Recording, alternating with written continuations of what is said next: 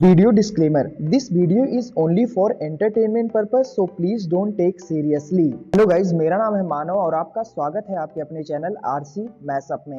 Guys, आज के इस वीडियो में हम देखने वाले हैं एक कमाल के मैशअप रिएक्शन को। अगर आपको ये मैशअप रिएक्शन की वीडियो पसंद आएगी तो वीडियो को लाइक और शेयर जरूर कर दीजिएगा और चैनल पे नए हैं तो चैनल को सब्सक्राइब जरूर कर लीजिएगा।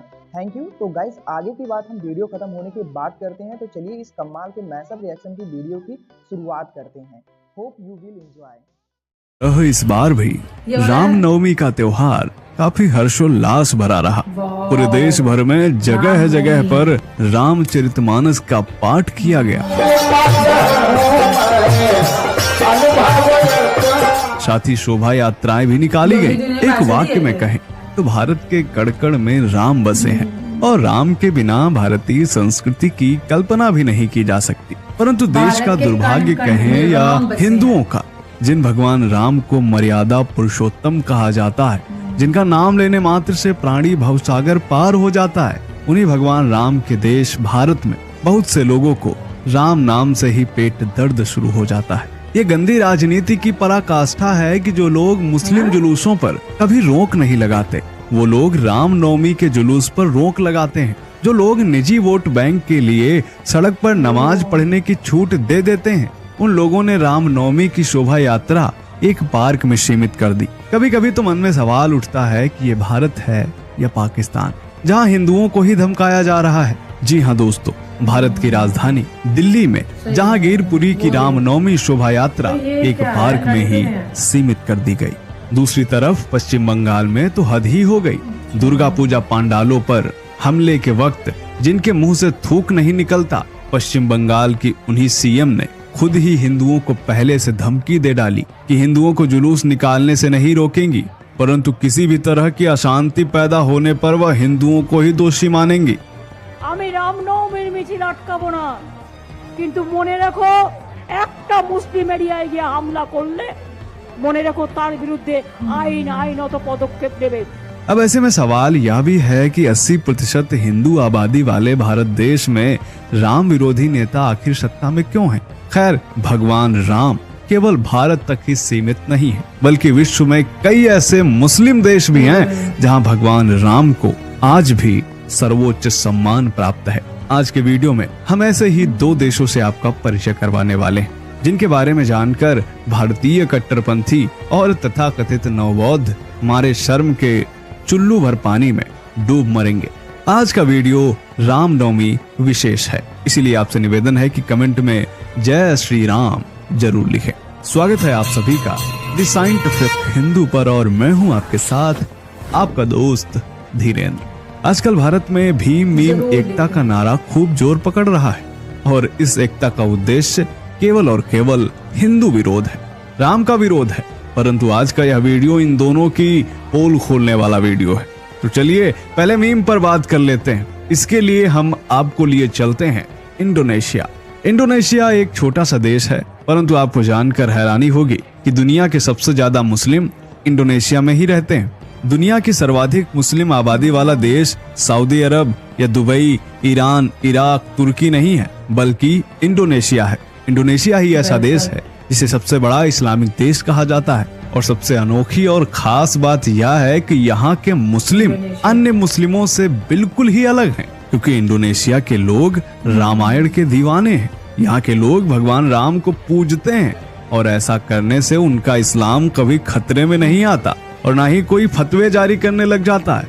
वैसे तो इंडोनेशिया के विषय में हम आपको पहले भी अपने वीडियोस में काफी कुछ बता चुके हैं, परंतु आज जो रोचक तथ्य हम बताने जा रहे हैं वे यकीन मानिए काफी हैरान कर देने वाले हैं। इंडोनेशिया की कुल आबादी है करीब 23 करोड़ के आसपास, जिसमें 90% आबादी है मुस्लिमों की। यहाँ के लोग भगवान राम को कितना मानते हैं, इसका अंदाजा आप इसी बात से लगा सकते हैं कि यहाँ होने वाली रामलीला में राम, लक्ष्मण आदि का किरदार निभाने वाले ज्यादातर पात्र मुस्लिम ही होते हैं। और यही नहीं, भारत की तरह ही इंडोनेशिया में भी राम की नगरी अयोध्या भी है। और सबसे ज्यादा आश्चर्य की बात यह है कि यहाँ सरयू नदी और सुमेरु पर्वत भी हैं। इनके नाम किसने रखे और कब रखे ये तो किसी को नहीं पता, परंतु इन सब के लिए इंडोनेशिया के मुसलमानों में बेहद श्रद्धा है। यहाँ की अयोध्या, जिसे यहाँ की भाषा में योग्या कहा जाता है, यहाँ हजारों साल पुराना एक मंदिर है। लोगों की मान्यता है कि इस मंदिर में कभी भगवान राम भी रहा करते थे। हजारों साल पुराने इस मंदिर में पत्थर लगे हुए हैं जो रामायण की कहानी बताते हैं। उत्तरी जावा में कुछ किलोमीटर दूर सरयू नदी है और सरयू से 3-4 घंटे के सफर के बाद एक पर्वत मिलता है जिसका नाम सुमेरु है। आपको बता दें कि यह पर्वत सैकड़ों वर्ष पुराना नहीं बल्कि हजारों वर्ष पुराना है। इंडोनेशिया के ज्यादातर मुस्लिम रामायण में गहरी आस्था रखते हैं। यहाँ के लोग कावी भाषा में लिखी कवि योगेश्वर द्वारा लिखित रामायण को मानते हैं, जिसका आधार महर्षि वाल्मीकि द्वारा रचित संस्कृत भाषा में लिखी गई रामायण है। इसके अलावा यहाँ की प्रचलित भाषा जावानीज में संस्कृत के अनेकों शब्द देखने को मिलते हैं। दोस्तों, क्या आपको पता है कि इंडोनेशिया के नौसेना अध्यक्ष को लक्ष्मण कहा जाता है? और यही नहीं, यहाँ के लोग माँ सीता को सिंता और भगवान श्री हनुमान को अनुमान के नाम से पूजते हैं। इस देश में रामायण का इतना गहरा प्रभाव है कि यहाँ की सारी संस्कृति ही रामायण की पारंपरिक श्रद्धा से जुड़ी हुई है और इसके बावजूद यहाँ के लोगों का इस्लाम कभी खतरे में नहीं आता। एक तरफ इंडोनेशिया के मुसलमान स्वीकार करते हैं कि उनके पूर्वज हिंदू थे, वहीं दूसरी तरफ भारत के मुस्लिम खुद को मुगल आक्रांताओं के वंशज मानते हैं। तो दोस्तों, ये तो बात हो गई मीम वालों की। अब बात करते हैं भीम पर। इसके लिए हम आपको लिए चलते हैं बौद्धों का देश थाईलैंड। थाईलैंड एक बौद्ध देश है, परंतु फिर भी भगवान राम यहाँ के आराध्य देव है। रामायण से जुड़ी ऐसी ऐसी निशानियां थाईलैंड में मौजूद हैं कि आप दंग रह जाएंगे। दोस्तों, भारत और इंडोनेशिया की तरह थाईलैंड में भी एक अयोध्या है। यहाँ के लोग मानते हैं कि यही भगवान श्री राम की राजधानी है।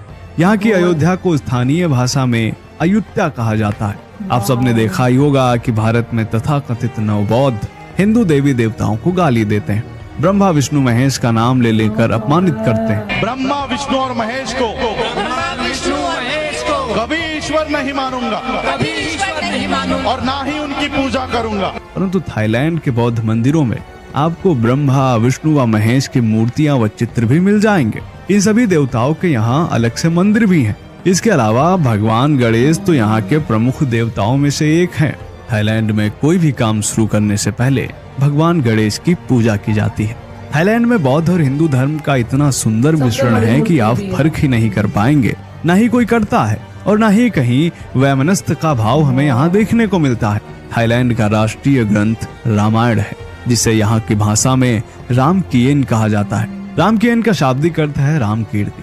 अब जरा विचार कीजिए कि थाईलैंड के बौद्धों को हिंदू देवताओं में पूर्ण श्रद्धा है, रामायण में भी पूर्ण श्रद्धा है, यहाँ तक कि यहाँ के राजा को भगवान राम का वंशज माना जाता है। वहीं भारत में तथाकथित नवबौद्ध स्वामी प्रसाद मौर्य को भगवान राम और रामायण में कमियां दिखाई देती हैं। और केवल स्वामी प्रसाद मौर्य ही नहीं, भारत में जितने भी नवबौद्ध हैं सबका यही हाल है। इनका धम्म केवल हिंदू धर्म के विरोध तक ही सीमित है। थाईलैंड में आज भी राजा को राम भी कहा जाता है। यहाँ के एयरपोर्ट पर समुद्र मंथन का दृश्य बना हुआ है और इसका नाम है स्वर्ण भूमि। एक बौद्ध देश थाईलैंड में हिंदू धर्म की इतनी निशानियां मौजूद हैं कि आपको एहसास ही नहीं होगा कि आप एक बौद्ध देश में हैं। समाजवाद की नींव रखने वाले डॉक्टर राम मनोहर लोहिया ने कहा था कि भारत के 3 सबसे बड़े पौराणिक नाम हैं और वो हैं राम, कृष्ण और शिव। इनके बारे में थोड़ी बहुत जानकारी हर भारतीयों को होनी चाहिए। उनके विचार व कर्म तथा उन्होंने क्या क्या कहा है, यह 10 भारतीयों में से एक को तो अवश्य पता होना चाहिए। परंतु आजकल तथाकथित नवबौद्ध और तथाकथित सोशलिस्ट नेताओं ने समाजवाद की परिभाषा ही बदल दी। दोस्तों, भीम मीम एकता कुछ नहीं, दरअसल हिंदू विरोध का एक नया फॉर्मूला है। राम के देश में राम का ही विरोध अब ज्यादा दिन नहीं चल पाएगा। उम्मीद करते हैं कि इस वीडियो से आपको नई जानकारियाँ। वही सी बात है, उन्होंने बोला कि भारत के अंग अंग में राम बसता है, तो राम के जितने भी डिवोटी हैं ऑब्वियसली बात है वो आएंगे, वो टेम्पल भी जाएंगे, वो वर्शिप भी करेंगे। और उनको सिर्फ स्पेसिफिकली एक एरिया एक ग्राउंड पे लोग करना, I think so it's not a justice. Because अभी उन्होंने जैसे बात की कि यहाँ पे थ्रेट इशू हो सकते हैं, मैं नहीं कहती कि नहीं हो सकते, कुछ भी हो सकता है, किसी के इरादे का हमें नहीं पता। लेकिन इतने ज्यादा लोग निकलते हैं दोस्तों, मैंने देखे हैं ये जो रामनवमी में, जहां पर आपकी नजर जा रही वहां पे आपको सनातनी, वहां पे आपको भगवा रंग नजर आ रहा है। लेकिन कंपैरेटिवली अगर हम दूसरी कंट्रीज में देखें तो वहां पर कुछ भी रिस्ट्रिक्शन नहीं है। जैसे उन्होंने बात की इंडोनेशिया सबसे बड़ा इस्लामिक देश है, लेकिन वहां के मुसलमानों को खतरा नहीं है। हमारे मौलाना जी बोलते हैं कि भाई आपने अगर किसी हिंदू फेस्टिवल में आपने पार्टिसिपेट किया, आपके खिलाफ फतवा है। आपने होली का रंग लगा लिया, आपके खिलाफ फतवा है।